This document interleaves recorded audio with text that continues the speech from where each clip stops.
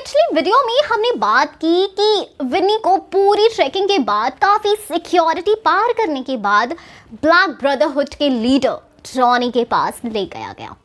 Johnny एक बड़े से हॉल में बैठा है। हॉल में चारों ओर कुर्सियां, बीच में टेबल, जिस पर हर कुर्सी के सामने पानी की बोतल रखी है। सामने वाली कुर्सी पर जॉनी बैठा है। जैसे ही गार्ड विनी को अंदर लेकर गए, गार्ड ने कहा ये हमले की बात कर रहा था। इस पर जॉनी अपने खतरनाक दिखने वाले गार्ड से बोला, कल तक वो ट्रक ड्राइवर मुझे यहीं चाहिए, ना मिले तो इसे भी वहीं भेज देना जहां आज तक तुम सबको भेजते आए हो। कमरे से बाहर आने पर विनी ने मजाकिया तौर पर गार्ड से पूछा, कहाँ भेजते आए हो? तो गार्ड बोला, ऊपर वाले ऑफिस में। जिसे सुनकर विनी खुश हो गया। तभी एक दूसरे गार्ड ने बोला, ये भगवान की बात कर रहा है। तब विनी के एक्सप्रेशंस गणपत को मार देने वाले हो रहे हैं। उधर गणपत और शिया के कमरे में बैठे हैं, जहां पर गणपत शिया के कमरे की उसी खिड़की में से बाहर देख रहा है। तभी शिया के घर के मुलाजिम उस खिड़की में से गणपत को देखते हुए देख लेते हैं और शिया के पापा राकेश को बताते हैं। तब राकेश कहता है, वो हमारा भरोसेमंद इंसान है। इतने में शिया और उसका ध्यान रखने वाले मुलाजिम राकेश को कहते हैं, जी साहब, ये तो काफी अच्छा इंसान है, हमें इस पर शक नहीं करना चाहिए। लेकिन गणपत, शिया और चाचा के आने के बाद दूसरा मुलाजिम राकेश को बोलता है, साहब मुझे इस पर शक है। तब राकेश बोलता है, नजर रखो। लेकिन अब शिया और उसका ध्यान रखने वाले मुलाजिम राकेश को कहती है, जी साहब ये तो काफी अच्छा इंसान है, हम इस पर शक नहीं करना चाहिए। लेकिन गणपत, शिया और चाचा के आने के बाद दूसरा मुलाजिम राकेश को बोलता है, साहब मुझे इस पर शक है। तब राकेश बोलता है, नजर रखो।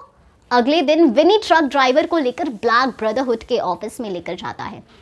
ट्रक ड्राइवर लोकल टपोरी मुंबईया भाषा में बोल रहा है। उम्र 28 साल, दिखने में गोरा, लंबी दाढ़ी, गले में स्कार्फ, ब्लैक शर्ट और ब्लू जीन्स पहना हुआ है।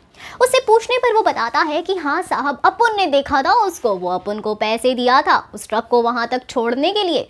इस पर ब्लैक ब्रदरहुड के लोग बोलते हैं, मतलब वो लोग हमले की तैयारी कर रहे हैं। इतने में जॉनी अपनी कार में वहां पहुंचता है और ट्रक ड्राइवर उसे देखकर हक्का बक्का रह जाता है। उसकी सांस फूलने लगती है। तभी उसका दोस्त विनी उसे वहां से बाइक पर बैठाकर चला जाता है। वहां वो ट्रक ड्राइवर अपना मेकअप और कपड़े बदलता है तो वो गणपत ही होता है। तब विनी उसे पूछता है, तू ठीक है? तब गणपत कहता है, अब ठीक हूँ। इतने में शिया का फोन आता है और वो कहती है कि पापा मेरी शादी करवा रहे हैं। गणपत उससे कहता है, कुछ नहीं होगा। गणपत विनी के साथ शिया को भागने का प्लान बनाता है, लेकिन शिया उसके साथ जाने से मना कर देती है और बोलती है कि हमें पापा से बात करनी चाहिए, वो ज़रूर मानेंगे। इस बात पर गणपत कहता है, कोशिश कर लो। शिया ने सब बात अपने पापा टोनी को बता दी, लेकिन उसके पापा ने कहा, वो 2 कौड़ी का इंसान, मैंने उसे घर में जगह दी और वो मेरी ही इज्जत से खिलवाड़ कर रहा है। और अपने गार्ड को पूरे घर की चौकसी करने पर लगा दिया और ये भी कह दिया कि जो भी गणपत को यहाँ देखे उसे गोली से उड़ा दे। इतना सुनने के बाद शिया ने गणपत से बात न करने की ठानी और शादी करने के लिए तैयार हो गई। इस बात पर एक रात गणपत शिया से बात करने के लिए उसके घर जाने का फैसला लिया। जब वहां गया तो उसे पता चला कि उसे उसके माता पिता द्वारा उसकी मर्जी के खिलाफ शादी करने पर मजबूर किया जा रहा है। वे उस पर उस लड़के से शादी करने का दबाव बना रहे हैं जिसे उन्होंने उसके लिए चुना था, भले ही वो उससे प्यार नहीं करती थी। और शिया के मुलाजिम चाचा ने गणपत को घर के अंदर घुसने में मदद की ताकि वो शिया से मिल सके।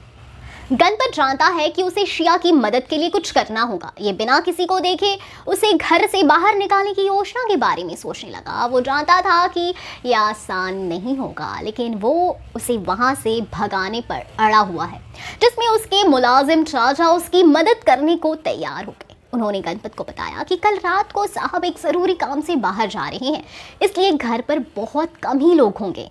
जिस पर गणपत शिया को भगाने के लिए आने वाले कल की रात को चुनता है। गणपत ने सबसे पहले शिया से बात की। उसने उससे कहा कि वो उसे लेकर भागने वाला है, बस उससे तैयार रहना है। इस पर शिया डर गई, लेकिन उसने गणपत पर भरोसा किया और उसके प्लान से सहमत हो गई। गणपत कैसे कृति और शिया को घर से भगाने में सफल होगा? आपका इस बारे में क्या ख्याल है? हमें कमेंट सेक्शन में ज़रूर बताएं। हम फिर मिलेंगे एक नई वीडियो के साथ। Thank you.